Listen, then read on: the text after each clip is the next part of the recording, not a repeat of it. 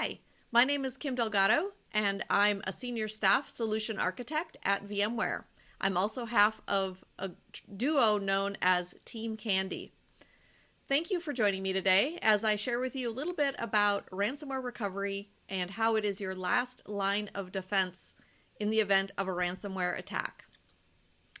Ransomware attacks have been making headlines targeting companies and government agencies of all sizes, causing larger negative impacts than other types of disasters to these organizations. This costs these organizations millions of dollars in ransom, sensitive data breaches, damage to reputation, and other sorts of related costs. Ransomware sets itself apart with its ability to live in systems for weeks or months before the attack happens or before you become aware that an attack is underway. That increases the risk of restoring your data from unreliable or compromised backups. As a result, this kind of attack requires a different disaster preparation and recovery process than your typical storm or power outage. Knowing how to be prepared for a ransomware infection and testing your recovery process frequently can literally save your organization millions of dollars. So let's have a look at what is required beyond prevention and detection to be the IT hero that your organization needs. Well, today's the day. Your cell phone starts ringing in the middle of the night. All of your company's critical applications are down. Business has come to a screeching halt. Now what? Today could be a career-altering moment. One thing is for sure, now's not the time to say this isn't your job. Doesn't matter what your role in IT is, you're going to probably play a part in helping your organization recover from this event. So how prepared are you? A lot of CIOs that we talk to really feel like, unlike traditional disaster recovery events, ransomware is really a when, not an if scenario. Most companies plan for that if and maybe deprioritize disaster recovery and business continuity as a result. But ransomware attacks are becoming increasingly sophisticated. There are literally entire business models that focus on developing ransomware as a service software, and then they partner with operators who execute attacks and exploit vulnerabilities. Then these organizations share in the profits. Your defenses are often like layers of Swiss cheese, where different layers may cover some holes better than others, but every so often those holes align and those bad actors then are able to find a way in, even if you have those multiple layers of protection and detection solutions implemented. Bad actors will penetrate your network through user error or stolen credentials and then leverage this remote access malware. Once they gain access, they focus on critical systems like your backups, your Active Directory, DNS servers, storage, all of those sorts of things. And they also focus on stealing admin credentials, or they find ways, if they can get into your Active Directory, to create new accounts and then add themselves to admin groups in Active Directory. If those groups are then given admin privileges in your SDDC software solutions, they can then gain access to things like your backup admin console and perhaps do something like change your retention policies or disable your backups altogether. They also manage to find their way into your network management tools. Then they can adjust your firewall rules and other protections that you have in place. But, you say, well, it's not going to happen to our organization. We are running a tight ship. According to Gartner, by 2025, that's less than 2 years from now, at least 3/4 of IT organizations are likely to face one or more ransomware attacks.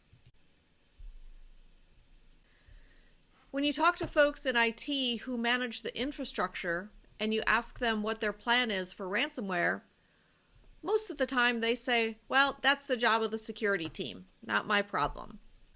When it comes to detection and protection, that's probably true. But what about when it comes to recovery? Then that comes back to the infrastructure team and the operations teams having to work together with the security team to recover as much data as possible. As I mentioned earlier, these organizations have become incredibly sophisticated. They understand the tools that are used in your data center. They know how vSphere works and how to leverage access to network management tools and Active Directory. At some point, an attacker will likely find a way in, again, whether it's through human error or misconfiguration, and they'll bide their time while they find ways to make their attack as impactful as possible. This is what we generally call dwell time. Increasingly, their goal isn't just to lock you out or encrypt your data, it's also to steal your data so that they can release that sensitive information if you choose not to pay the ransom. The problem is that a lot of people are choosing less and less to pay those ransoms, and even if you do pay the ransom, oftentimes they can't completely give you all of your data back or unencrypt all of your data. It depends on what software they're using to do things, for example, like encrypting your VMs. If they encrypt running VMs without quiescing them and shutting them down properly, chances are those VMs aren't going to be recovered even if the disks themselves become unencrypted. Sometimes they're nice and actually shut down the VMs before they encrypt, but not always. Nice. I use that term very loosely. The detection and protection tools that the security team have implemented are probably not going to be enough to protect your data and your workloads in all cases. So you need to have a tested recovery plan and recovery solution in place. Detection can be incredibly difficult. File-based attacks with known hashes are becoming less common. It's really easy to change a known hash by simply changing one bit in a malware file. But more often than not, once access is gained, the malware will run in memory or as a library file and remove its trail of files that may be detected in file and backup scans. The bad actors are even finding ways to clear up logs or remove other traces of their activity. These bad actors may take weeks or months to spread around the environment and hunt for vulnerable access points to key systems. As a result, different systems are infected at different points in time before the bad actors have enough penetration to trigger the encryption or the lockout. This makes it nearly impossible to pinpoint a single point in time to use for your recovery efforts for all of the different impacted workloads. Maintaining quickly recoverable backups for a minimum of 90 days is considered best practice. But that may mean that you need to actually recover your base VM from prior to the actual malware infection and then separately recover your data from a more recent backup. Ideally, the most recent one prior to the locking or encryption. With the right types of tools, this can be considerably faster than rebuilding the application environment from scratch. But being able to rapidly iterate between the different snapshots or backups in order to verify the infection will be imperative. So just keep that in mind. Identifying recovery points can be incredibly challenging, as we just discussed, especially when different applications or workloads can be infected at different points in time. One of the things that can help with this is having visual guides to see change rates and compression rates for each of your different snapshots or VMs. That can at least help guide you to an initial point to starting point. Once you've selected a candidate based on that information, that candidate needs to be verified. Again, there's a dependency on security tools, but fileless attacks can make malware difficult to detect, as we talked about. So this verification needs to be done in such a way that you don't end up reinfecting other VMs that are running in your recovery environment, which means you need to have control over that east-west network traffic easily in your recovery environment too. And you rarely get it right the first time, which means that you're going to be iterating between these first two steps until you find a stable candidate. Mixing and matching your full VM or OS level restore with file and folder level restores while keeping that VM isolated can be nearly impossible. This is why recovery often takes days or weeks to get critical systems back online. The iterative process needs to be done as quickly as possible, and preferably without the need to move bits around between different networks and different systems or between different environments. If, again, having that isolated environment and having those backups easily available to that isolated environment is really critical. So how prepared are you to recover? Do you have 3 to 6 months of backups held in an air-gapped, immutable storage location? Do you have that infrastructure to support an isolated recovery environment instantaneously? Trust me, now's not the time to be cobbling together outdated hardware and building an environment from scratch. Mistakes will happen and reinfection will happen if you do that. Does your solution provide the ability to launch quarantined VMs for inspection, security analysis, and quick recovery? Does it offer behavior analysis and next-gen antivirus scanning on live workloads in that isolated environment through integrated tools? And can it continue to monitor workloads while you restore data from more recent backups to prevent reintroduction of malware? Can it also provide you easy tools to promote uninfected or recovered VMs back to production or to another whole new clean environment? If your solution is made up of many different services or point solutions, point products that are sort of stitched together, you might want to consider starting to look for other options. So what is missing in most common solutions? Let's take a look. Backup and disaster recovery software often lack some critical features that make them ideal for ransomware recovery. Often they lack effective air gapping, although they may claim to have this feature. Effective air gapping means no direct connection to your storage is made from your production environment. You can't connect for an hour a day to copy your backup files over to storage and be truly air gapped. Infections still find a way when that happens. Most disaster recovery solutions require that you roll your own recovery environment, whether that's in a different data center or in the cloud. It's typically not baked into the solution, which can be a limiting factor. And if you can't boot those VMs in the recovery environment directly from your air-gapped storage, that means that you need to move bits around or restore from backups in order to start the process of evaluating any given backup from a point in time. Again, remembering that this is going to be an iterative process and you're likely going to have to do this multiple times for each one of your workloads. It can really add a lot of time to that process if you're needing to move files around. Cloud disaster recovery services can help address the shortcomings of traditional DR solutions, but it can also lack critical requirements, such as that built-in integration with next-gen antivirus and behavior analysis capabilities.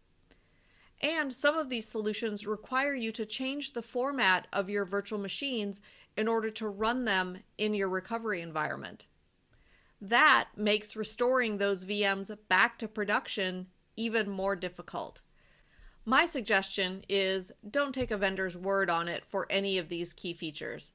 You need to ask to do a POC and see it and test it and touch it for yourself to really evaluate if this solution is going to work for you. So what can you expect when the inevitable happens? Well, you can expect that it's going to be brutally challenging to recover. Most organizations are full stop out of business for days or even weeks, and you can accept the fact that you're likely going to lose some amount of data. But mostly, you can expect chaos, at least initially, as you come to terms with the situation and assess the damage. Also, keep in mind that attackers are still going to have access to your systems until you're able to figure out how they got in and block that. And they will continue to attempt command and control access to prevent recovery. So let's break this down a bit into the big steps. Now, I've broken these down by days, but these really are just groups of priorities that you need to address. First step is going to be finding a way, as I said, to cut off that command and control access. That's very critical. You also need to balance that with the access needs of your IT staff, especially if they're remote. Are they able to come into the data center? Is there a possibility, is it possible to cut off outside access without completely cutting off your IT staff? That's something you need to consider. Business continuity planning is critical in circumstances like this. You need to understand what the business's top priorities are and execute accordingly. Central communications are going to be a top target for the bad actors. They live to create more chaos. So be prepared to have alternate comms plans in case email or other centralized tools are compromised.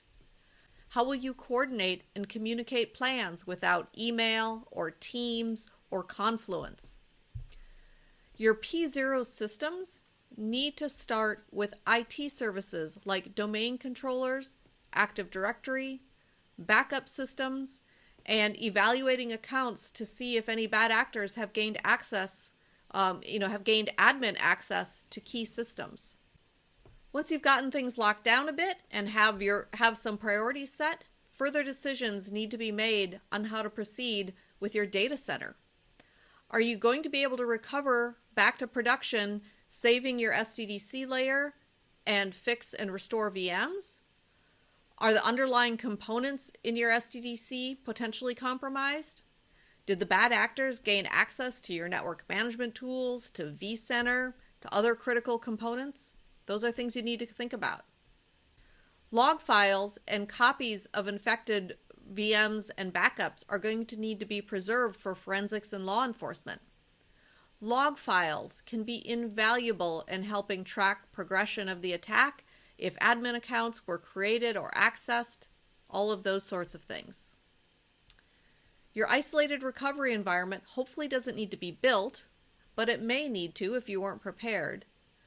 But if any other prep work needs to be done for that isolated environment before you can begin your recovery efforts, you need to get that done as quickly as possible.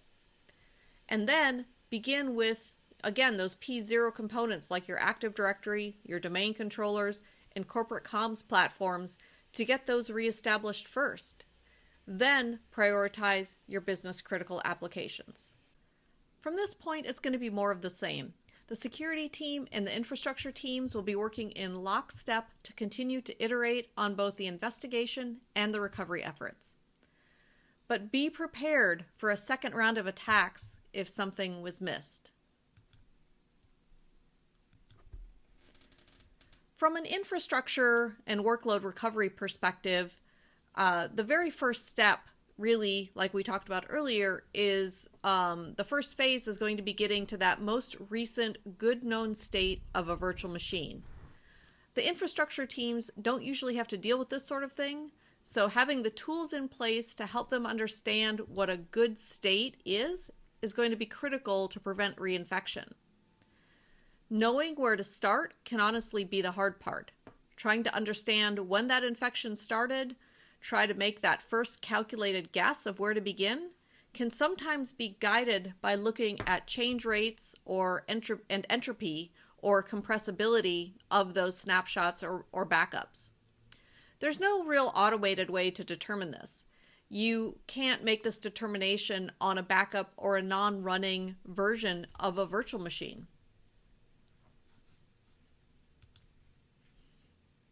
So regardless of what solution you're using, it's going to be an iterative process, and it's going to be a cyclical process of picking and restoring and retrying from different points in time. So you need those immutable backups to restore VMs into that pre-built recovery environment quickly so that you can test those running VMs. And of course, you need to be able to quickly iterate to be able to find that most ideal candidate. And you need to do that before you can start restoring your additional files and data from that most recent available backup.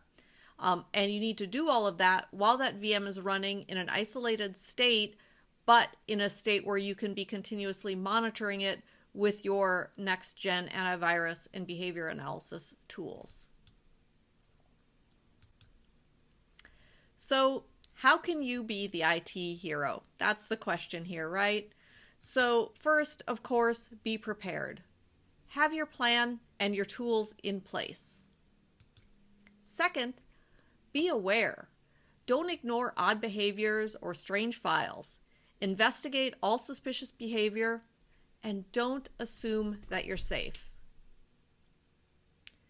And third, test your plan and your tools frequently. Consider this continuous training for your IT staff so that they will feel prepared and confident that they know how to handle this situation when the time actually comes. It will still be chaotic and stressful, but you should be able to recover more quickly and thoroughly than most organizations if you follow the guidance that I've provided today. Thank you for your time today. Please feel free to reach out and connect with me on any of these options. And I hope you have a great rest of the day and rest of this conference. Thank you. As promised, wasn't that a great session? If this is your first session of the day and you're wondering what's next, well, you have options. You can hang out in the chat room now. You can see there's a conversation going on in the chat room in the session that you're in. This will be open until the end of this hour, and the top of the next hour, the next session will start. If you want to go into the breakout room, there's a general chat session. You leave here, go into the lobby, and then enter general chat. You can chat with your regular attendees. I'll be floating between the two chat environments. Love your feedback. If you have any questions, please, you can DM me within the platform or on Twitter at CTO Advisor. Enjoy the rest of the conference.